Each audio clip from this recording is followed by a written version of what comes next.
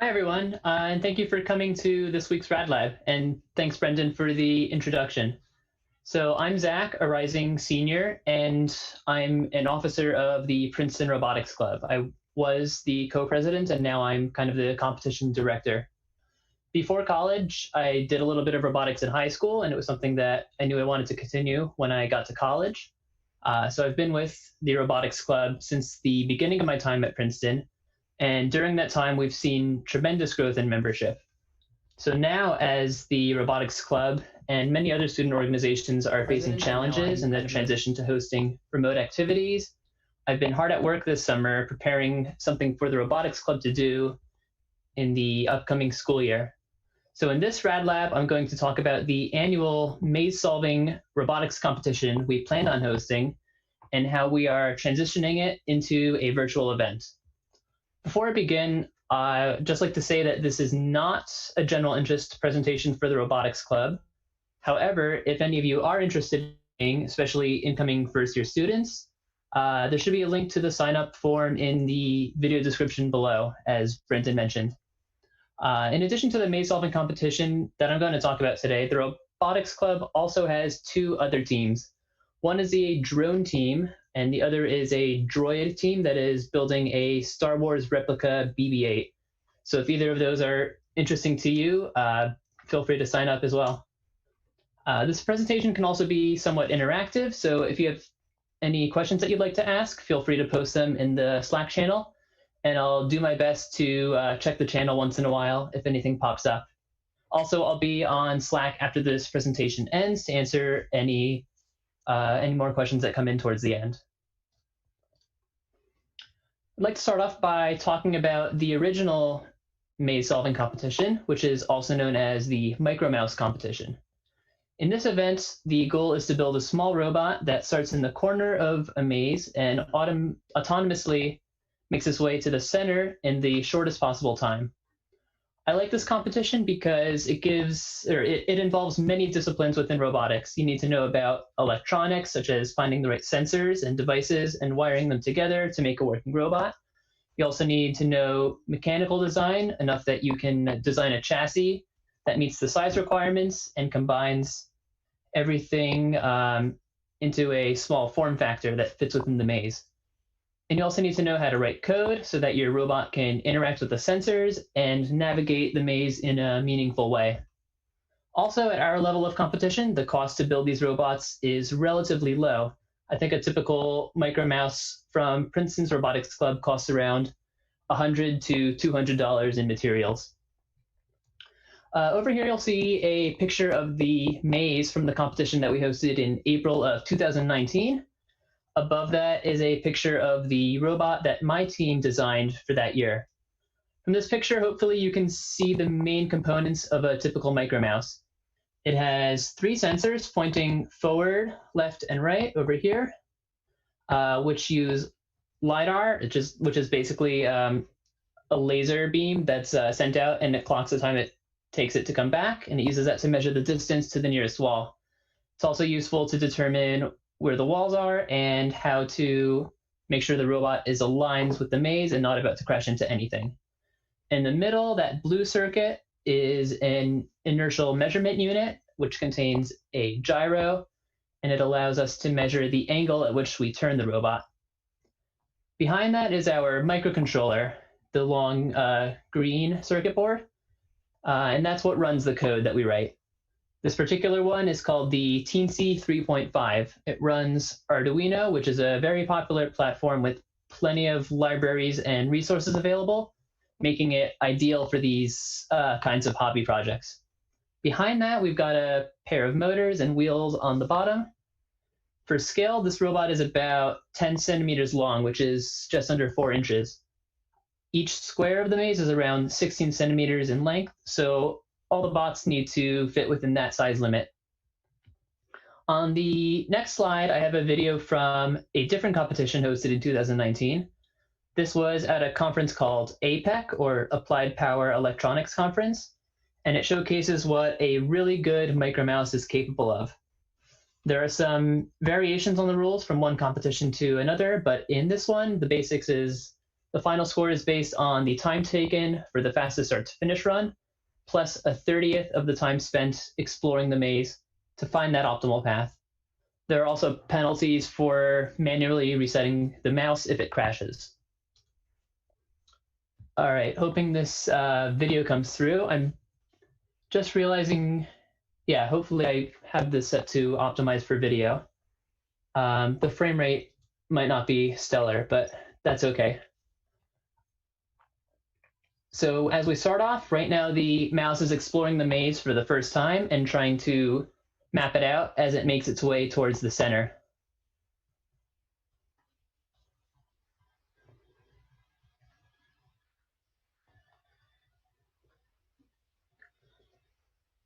The center would be these 4 squares right here. Sure enough, there it is. And the next thing you'll notice is that after it finds the center, out more of the corridors. Now, where a bunch of the walls are. And after it's doing that and it makes its way back to the starting corner, it will compute the fastest path that it can take from start to finish. So now having found that, it moves a lot more rapidly on that optimized path and makes its way to the goal. And that run took just a little over 7 seconds.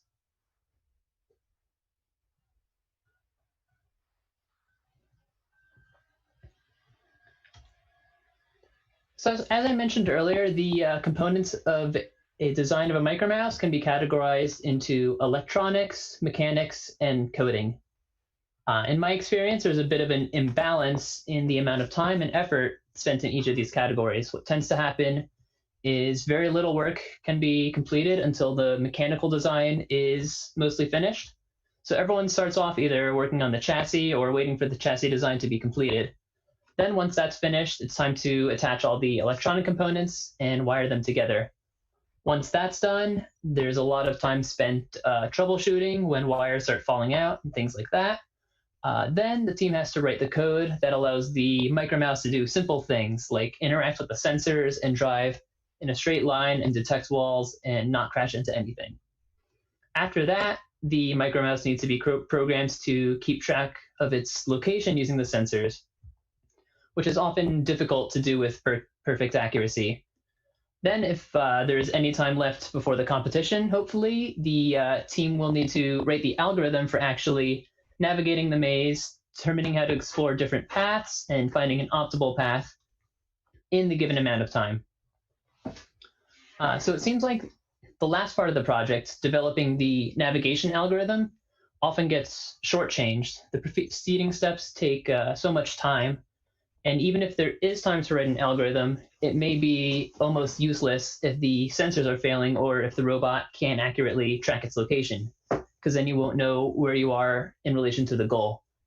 So what often happens in our competitions is that the robots actually never even make it to the goal of the maze, except for the very few top performing robots. But the rest will drive for maybe 20 or 30 squares, and then something will happen, their positioning will start to drift and lose accuracy, and eventually the robot will hit a wall and get stuck. And then they'll have to pick it up and reset. Only a few teams get any farther than this and actually reach the goal. On the next slide, I've got a video from the Micromouse competition hosted at Brown University in 2017, which is the year before I joined. So this is a video from Harvard's team, and it's a great example of what one of the better than average teams in our region looks like. I would like to point out that the video is named Micromouse Fast Navigation at Brown IEEE, but everything is relative. You'll see that this really isn't fast at all in relation to the video that I showed you before. One thing you'll notice is that every time the robot turns, it backs up into the wall behind it. And it does this because it knows that its navigation is not that great, and it'll like shift from side to side. So it backs into the wall to realign itself with the coordinates of the maze before driving forward, which is a good solution to a problem, but it makes it a lot more agonizing to watch, and it also consumes a lot of extra time. So here it is approaching the goal, which is the square in the center with the single post.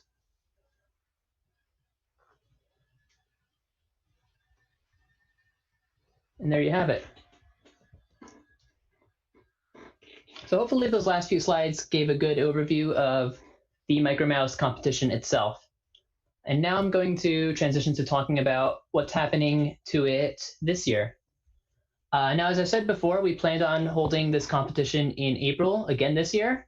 However, those plans were halted when it became clear that students would have to leave campus for the rest of the semester.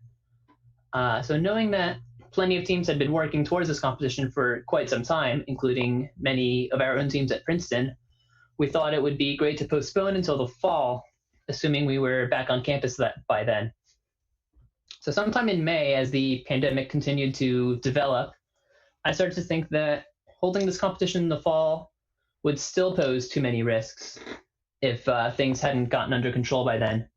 And I also figured some colleges would be remote, some colleges would be in person, some would be imposing travel restrictions, preventing students from going to conferences and things like that. So it wouldn't be very easy for all the teams to visit Princeton and compete. It was around that time in May, late May, that I started planning a virtual competition instead, something that would retain the competitive spirit of the Micromouse competition without holding any physical gatherings. So I thought it would be nice to use a computer simulation as the platform for a maze-solving competition instead of a physical maze. So when I looked online, I discovered that no such competition exists yet. So that meant I had to kind of create it myself. So a simulator competition seemed ideal for a few reasons. Of course, it wouldn't require any in-person meetings. Competitions or competitors could just collaborate by writing code from wherever they were and sharing it across GitHub or some similar collaboration platform. And additionally, a simulator narrows the scope of the project by focusing on just the navigation algorithm, which is a part that I think gets too little attention. In simulation, the robot navigates perfectly, which means there's no need to worry about the exact location of the robot. If you tell the robot to move forward by 1 square, it will move forward by exactly 1 square every time. There's no need to worry about any hardware malfunctions either, and it's easy to produce a handful of mazes to see how the algorithm performs in a variety of situations instead of just being constrained to one maze. So this simplifies the competition significantly, but I think we'll see interesting results with everyone focused on just the algorithm. The other thing is the timeline that people are competing on might be a lot shorter since we're holding it in the fall. So there might be people who only have a few months to work on this rather than an entire school year. Furthermore, with this virtual format, we can reach a larger audience and invite competitors from farther away universities, whereas our typical competitions were only attended by schools within driving distance. So even though I designed this as a way to replace a physical competition in these pandemic times, I could see this competition sticking around for longer. Perhaps we can have this in-person competition in the spring as usual, plus this virtual competition in the fall as a sort of precursor to the spring competition. So as a preview of what's to come, here's a screenshot of the simulator. We see a top view of the maze on the left, with the unknown walls shown in dark red and the discovered walls shown in bright red. There's also this panel on the right-hand side, which displays some statistics about how the mouse is doing, and it's what's used to calculate a score. I'll explain the scorekeeping details a little bit more later, but basically the score is based on the distance traveled and the number of turns that are made and a smaller number indicates a better score. So right now, the score of 2,000 is kind of a default, which is what it displays before reaching the goal. So basically, it has no score right now. I'm just going to check the Slack real quick to see if there are any questions. So first question is, who designs and builds the maze?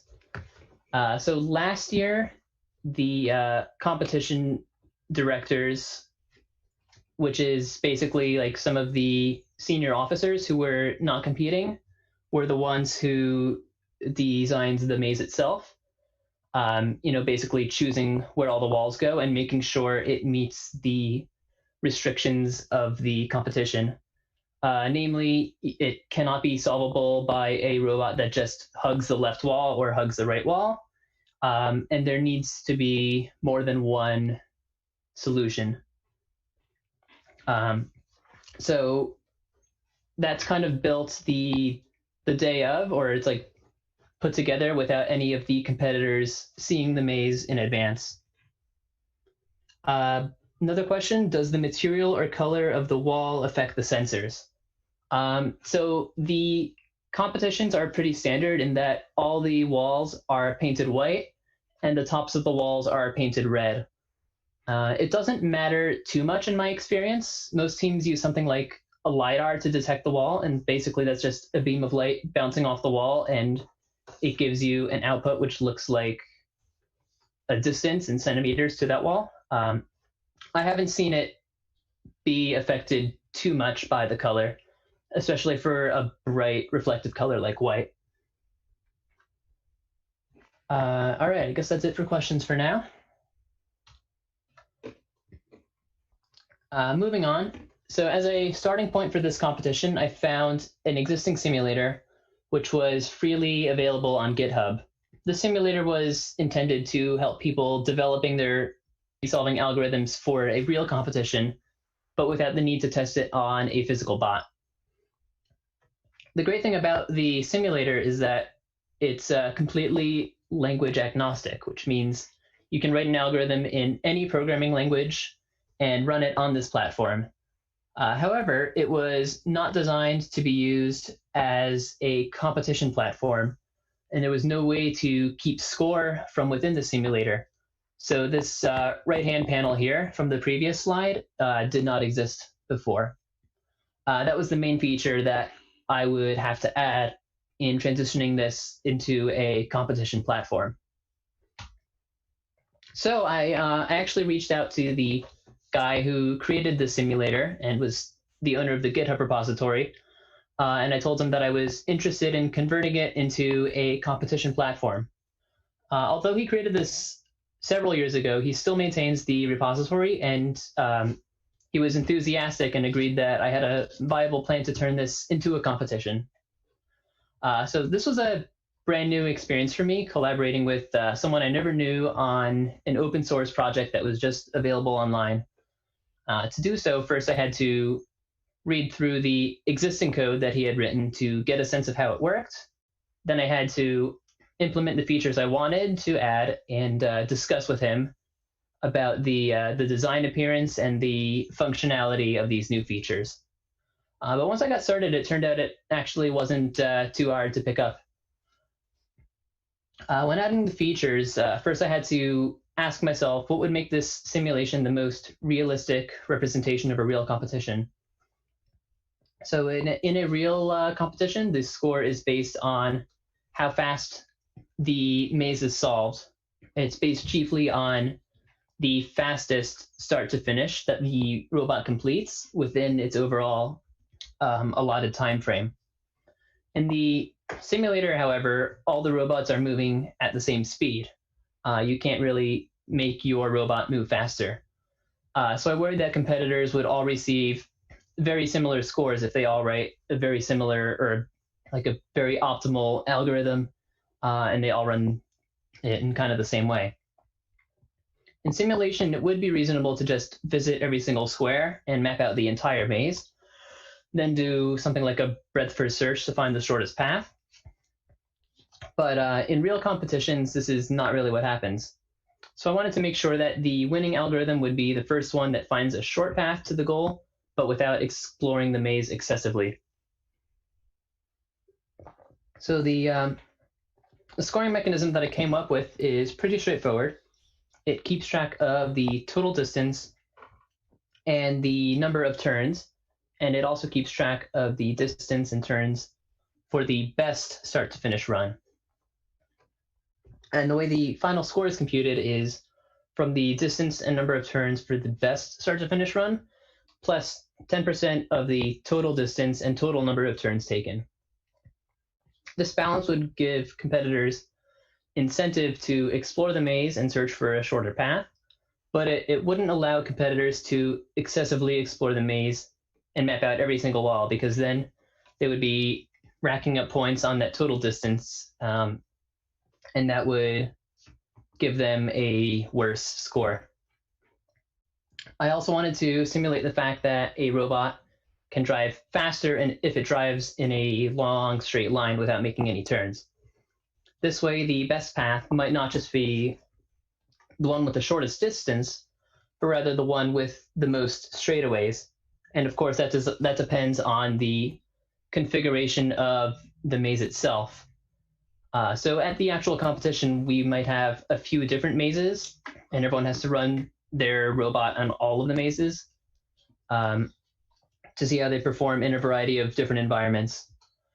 So this feature of making robots go faster if they drive in a straight line allows them to drive faster while solving the maze than it did while they were exploring the maze, because you can only see one square in front of you in the simulation.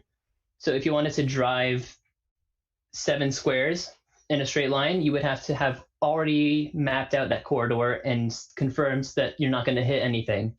Otherwise, you're going to crash and take a penalty, and it won't be worth it. So this allows the robot to drive faster in its solution run than it did while exploring the maze. And if you remember back in the first video I showed you, that was kind of the case. I'm hoping that this will add some variety to the scores that competitors receive as they find different ways to take advantage of driving faster on straightaways. So I can't wait to see what the competitors come up with. I'll just do a quick check to see if there are any other questions. And if not, I will transition into a demonstration of the simulator itself.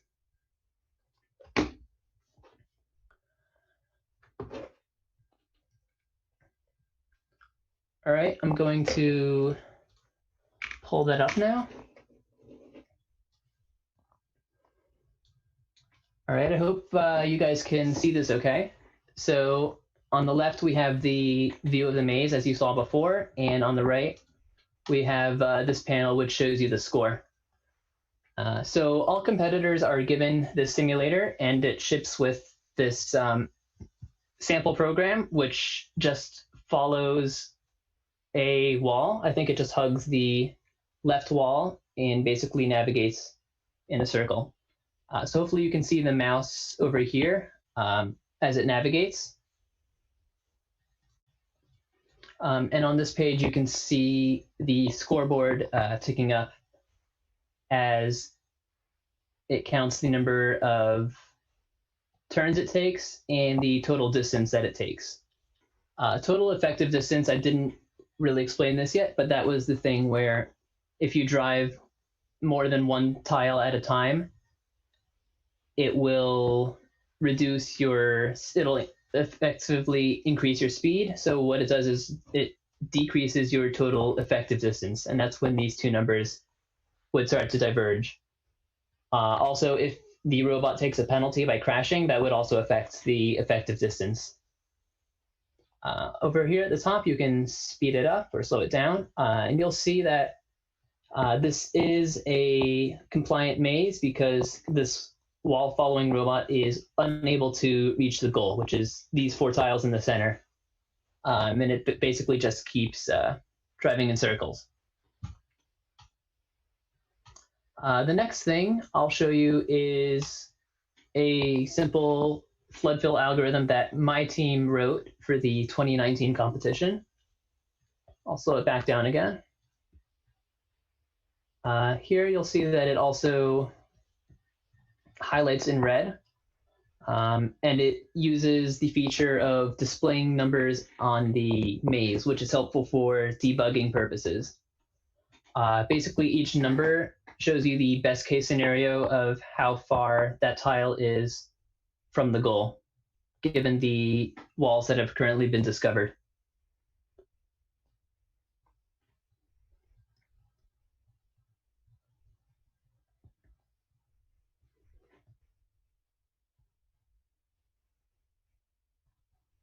And there it is, reaches the goal.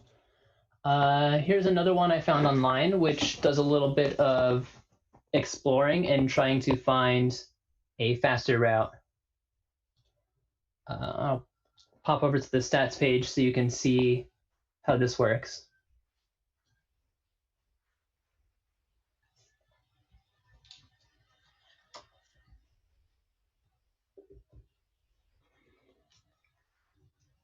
So after solving the maze, the Micromouse is given a score, which is shown down here, but then it continues to explore. It's trying to find more routes, and eventually it will make its way back to the start, and then a new current run begins, as shown in these values over here.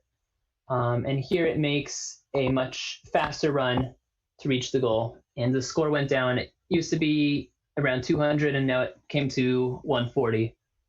And the mouse could have stopped there, but I think it tries to do it a third time, which unfortunately I think makes the score go higher, which means it gets a worse score in the end. But eventually it does reach the goal for a third time, and receives this score as shown here. Okay, a few more questions have popped up.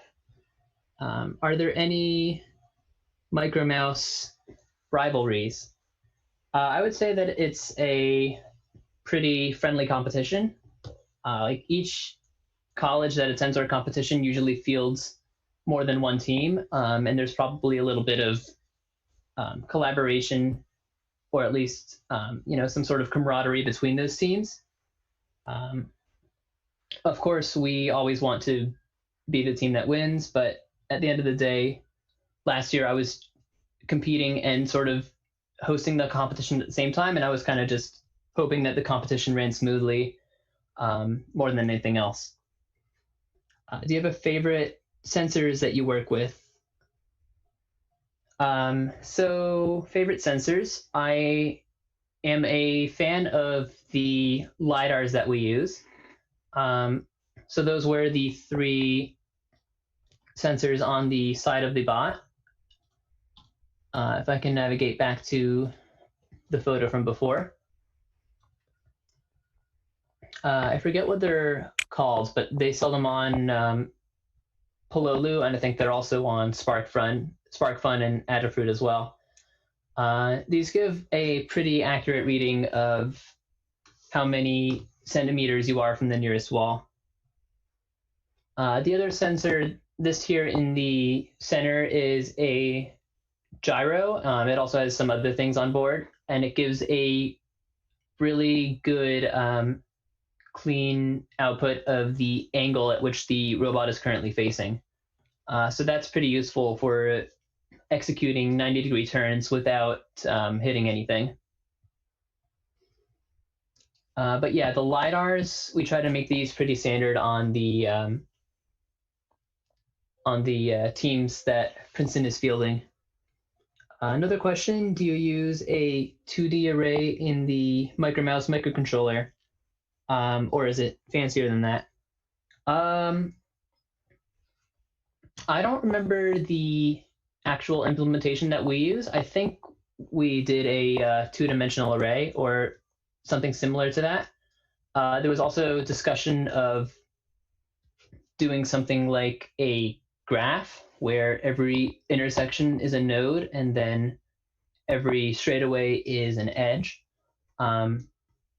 But I think the most conventional solution is just to use a two-dimensional array where each entry represents the center of a tile, and it has properties indicating the north wall, the south wall, the east wall, and the west wall, and whether each of those is absent or present.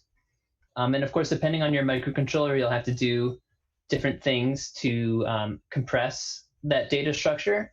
So if you're not too worried about the amount of memory you're using, each wall could be its own variable, its own byte or something. But if you're more constrained, then you'll have to make each one just a single bit value and do some sort of bit shifting to get everything to fit within the memory that you have available to you. I'm just going to run this one more time for good measure, just so that you can see. And it looks like there are no more questions. So that means, I guess it's time for me to wrap up this presentation. So once again, thank you everyone for coming. If you're interested in joining the Robotics Club, feel free to fill out the form that's listed in the bottom of the email. Also check out our website as well as the Studio Labs website. And that's about it. I'll be on Slack for a few more minutes in case there are any lingering questions at the end. All right, thank you.